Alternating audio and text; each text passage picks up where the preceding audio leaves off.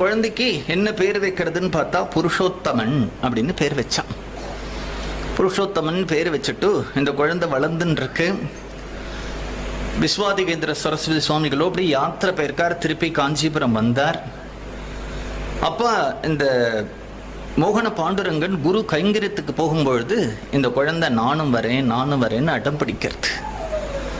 அந்த குழந்தைக்கு நெத்தியெல்லாம் இட்டு விட்டு இடுப்பில் ஒரு பட்டு சுற்றி விட்டு அப்பாவுடைய கையை பிடிச்சிட்டு குடுகுடுன்னு ஓடி வருது.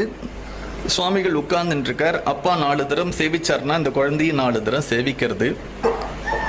குருநாதர் கிட்ட கை கட்டிண்டு வாய் பொத்திண்டு நின்னார்னா இந்த குழந்தையும் அப்படி நிற்கிறது. அவன் அப்பா என்ன பண்றாளோ அத்தனையும் பண்றது. சுவாமிகள் அந்த குழந்தையே பார்க்கிறார்.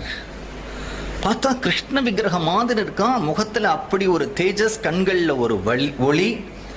இந்த குழந்தைய பார்த்து அவ அப்பாட்ட கேட்கிறார், இந்த குழந்தை யாரு அப்படிங்கிறார்.